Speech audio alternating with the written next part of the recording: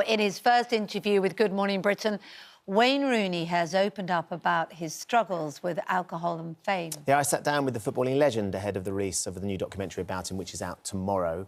It's an extraordinary documentary. The reason he wanted to make it right now is because he believes people think they know who he is from all the headlines, which he holds his hands up and said he's created many of them himself, and he wants them to understand who he is as a person. It's fascinating because it tracks his career from a very young age to when he burst onto the scene as a teenager. And you've got to ask him the question, how on earth do you deal with that pressure at such a young age, and was he ready for it?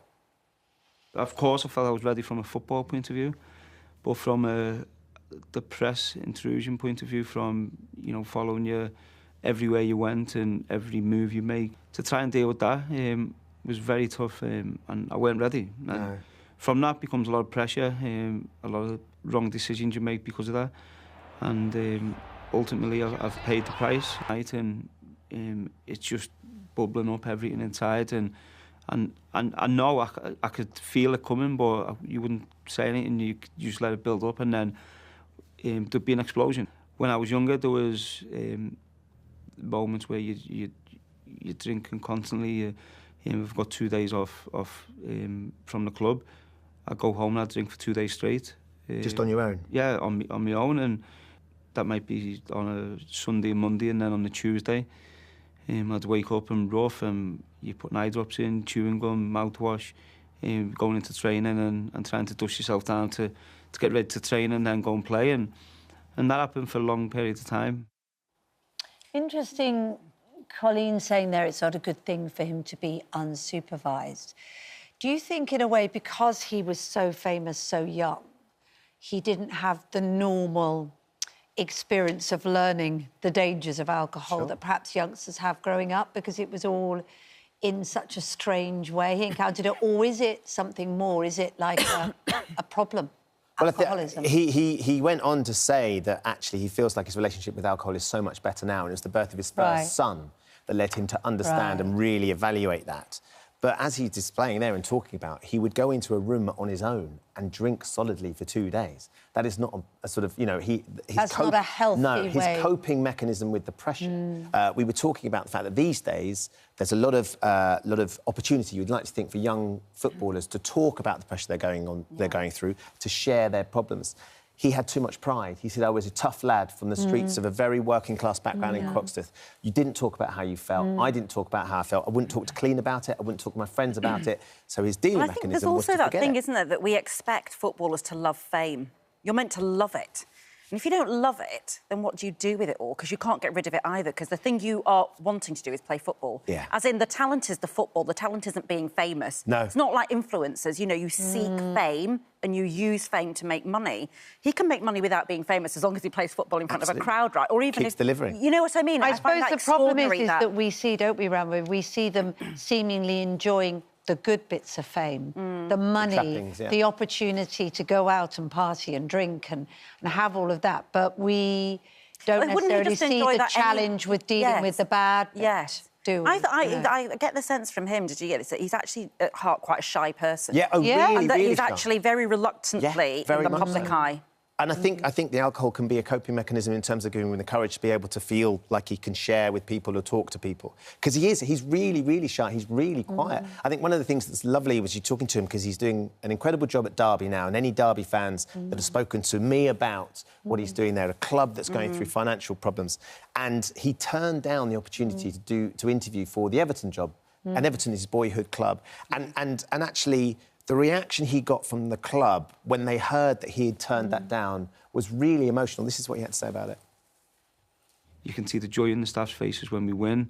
And I think it was a couple of weeks ago, actually, when I said that I turned down an interview with Everton, and just see the pride in the staff there, because obviously once Everton's name come up there, I think it's his boyhood club, but to see the pride in the staff there, I'd actually stayed and I'd honoured what I'd said to them, that I'm sticking with you. It gave everyone a big lift. There's a lot for me to improve on, a lot for me to learn, and try and, you know, give the best version of me.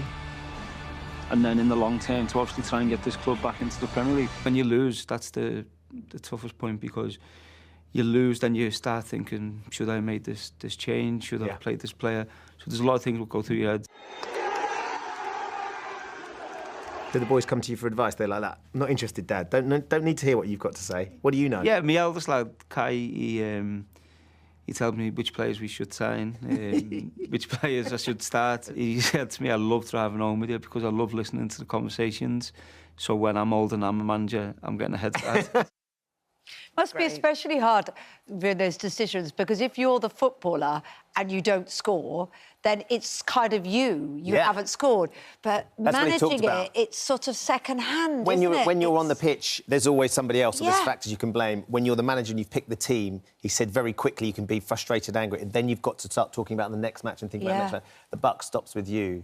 One of the things that was really, I think you can tell in him with the Derby situation, he said, my mum is still a dinner lady at the school that he went to, and the school was going through real financial problems. So she and her colleagues were in a position where they didn't know whether they were going to keep their jobs, which is exactly the situation that his staff at Derby were in. They didn't know, and they've been there for years, whether they were going to keep their jobs. And if he can offer some sort of stability, absolutely, by staying, and who knows, it's still a job, it will be, he said, the greatest achievement of his sporting career if he can keep Derby in the Championship, despite the 21-point deduction and everything else that they are facing. And it's no means a done thing.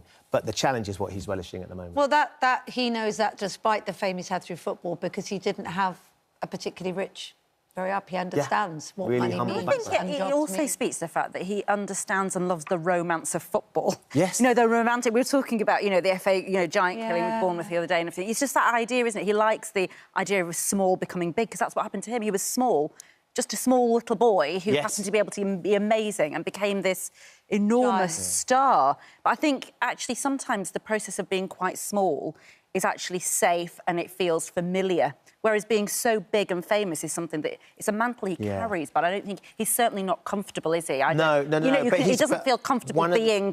famous. He's not a glory hunter in terms of fame. But where he is comfortable, I think, is with football. He knows his football. And also, he pointed out to me... Lovely. He said, I know where I have failings. I know where my holes are in my experience.